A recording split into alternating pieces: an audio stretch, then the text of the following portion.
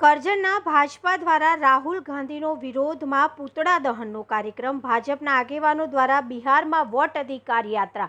ભારતના વડાપ્રધાનની માતા વિશેની ટિપ્પણીનો વિરોધ। કાર્યકરોએ પૂતળું સળગાવે તે પહેલા પોલીસ પહોંચી કાર્યકરો પાસે પૂતળું છીનવી લઈ પૂતળા દહનના કાર્યક્રમને બનાવ્યો નિષ્ફળ।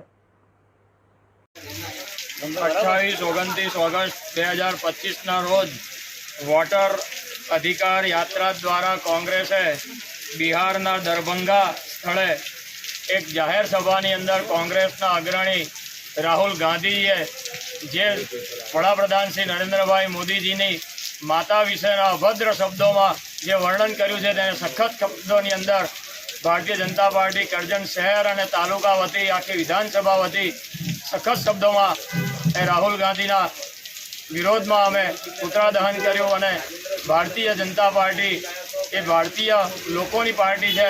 કોઈના પર્સનલ સંબંધમાં કે પર્સનલ એની અંદર ક્યારેય ભારતીય જનતા પાર્ટી જોડાતી નથી અને કોંગ્રેસના આવા અયોગ્ય વર્તનને અમે ભારતીય જનતા પાર્ટીના સમગ્ર લોકો સખત શબ્દોમાં વખોડીએ છીએ અને રાહુલ ગાંધી આ બાબતે વડાપ્રધાનશ્રીની માફી માગે એવી માંગ કરીએ છીએ।